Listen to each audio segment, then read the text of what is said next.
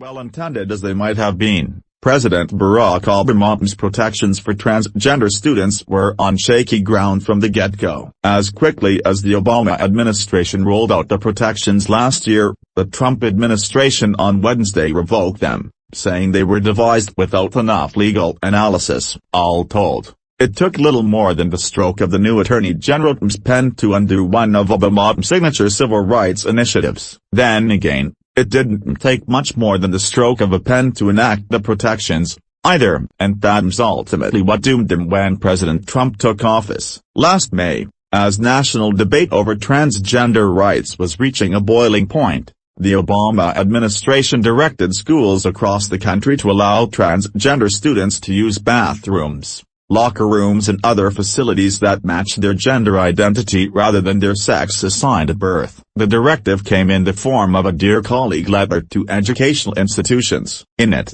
administration officials said barring students from bathrooms that matched their gender identities amounted to sex discrimination, violating Title IX, one of the nation's premier anti-discrimination laws. Schools were required to provide transgender students equal access to educational programs and activities even in circumstances in which other students, parents, or community members raise objections or concerns. The letter read, "The desire to accommodate others' discomfort cannot justify a policy that singles out and disadvantages a particular class of students."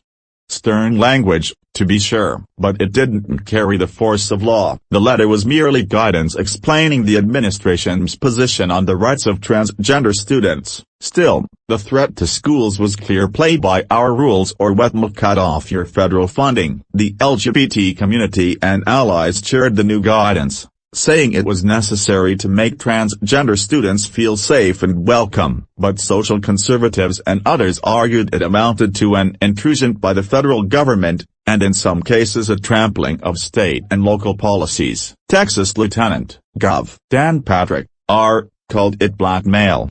In a post that proved somewhat prescient, Washington Post blogger Ed Rogers wrote at the time, "This is exactly the type of rule-by-fiat approach that has given rise to the frustration that has now produced Donald Trump." From one perspective, the Obama administration kicked the hornet's nest. The directive came at a time when the country was embroiled in a bitter fight over transgender rights, prompted in part by debate over North Carolina's bathroom bill, which bans transgender people from using bathrooms that don't correspond to their biological sex. On top of that, multiple lawsuits addressing bathroom access were already underway in federal court, raising questions about whether such a directive was necessary. But supporters contended the protections could hardly have come at a better time. Officials in the Justice Department's Civil Rights Office said they had received a surge in discrimination complaints from transgender students and questions from teachers about how to support them. The nation's largest teachers union backed the directive, saying transgender students had the right to safely express their gender identity in school. Less than 2 weeks after the letter was issued, 11 states filed a lawsuit challenging the directive, saying it had no basis in law and threatened to bring seismic changes to the nation's schools. Later in the summer, another 10 states filed a similar lawsuit, alleging the administration had exceeded its authority. In court, the government's attorneys struggled to explain the thrust of the guidance. Judge Rita Connor of the U.S. District Court for the Northern District of Texas balked at the government's argument that sex discrimination under Title IX included discrimination based on gender identity, since nothing in the law mentioned sexual orientation. He also seemed puzzled about how the government expected schools to respond to the guidance. One particularly revealing exchange came during oral arguments in August, when Connor asked if the government wanted schools to consider changing their policies,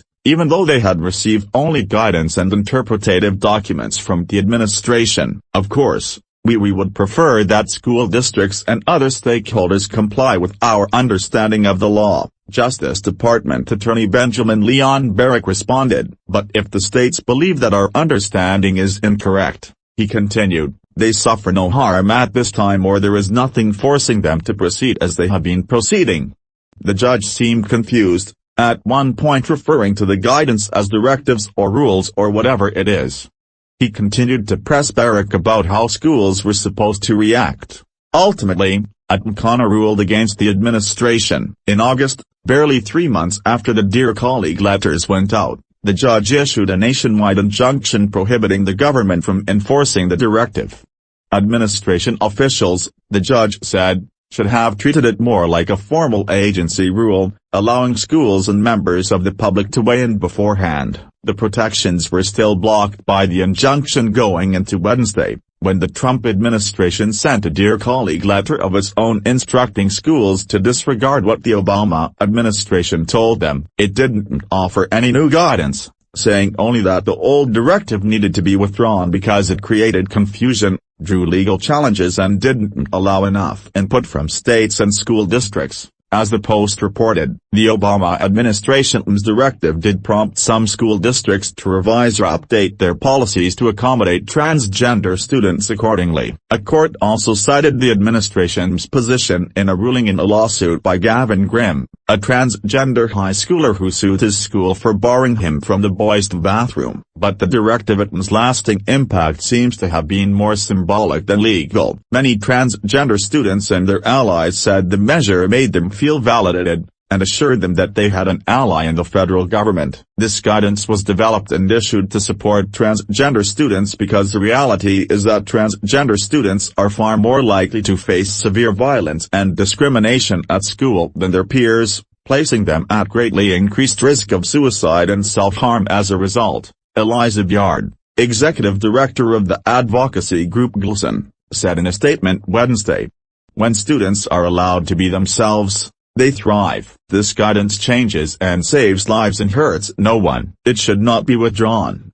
Grimm, whose lawsuit over bathroom rights is slated for oral arguments in the U.S. Supreme Court next month, called the directive incredibly empowering and said he was disheartened to learn about the Trump administration's decision. It certainly bolstered the hope, Grimm told the Post Wednesday, that the future for transgender students was looking up in a way that it had. Keith Ellison of Minnesota, one of the leading candidates to chair the Democratic National Committee, left open the possibility of pushing for the impeachment of President Donald Trump, in a break with House Minority Leader Nancy Pelosi just days ahead of the DNC election. Ellison, who is locked in a competitive but largely amicable race with former Secretary of Labor Tom Perez for the reins of the party, carved out the most aggressive anti-Trump posture during a debate among 8 contenders Wednesday night broadcast on CNN. Donald Trump has already done a number of things which legitimately raise the question of impeachment,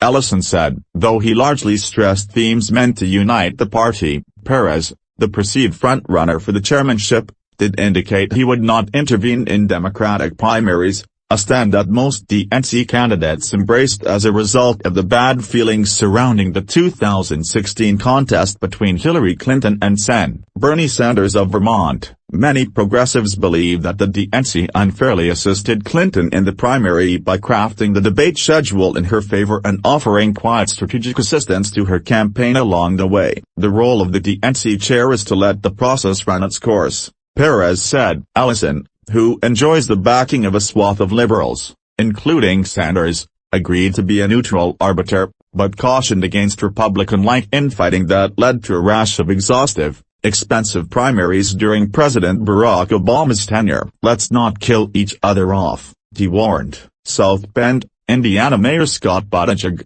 a long-shot candidate, presented himself as a younger leader from outside of Washington with fresh ideas who could appeal to Americans in the Midwest that abandoned Clinton for Trump in 2016. This idea that this is going to be a factional struggle between the Bernie wing and the establishment wing is missing the point. We've got to take it to the real opposition, which is the Republicans, he said. We've got to look forward, not back. We're all in this together. That's got to be our message. South Carolina Democratic Party Chairman Jaime Harrison stressed his time as a party chairman as key for a job that is largely about how to prioritize, organize and raise funds. We have to fight Republicans. We can't fight each other, he said. It is irresistible for some activists and journalists to frame the race for DNC chair as a second act of the prolonged 2016 contest of Sanders versus Clinton, with Ellison and Perez serving as respective symbolic stand-ins. But insiders who have worked at a party committee stress that the job is more about managerial prowess than message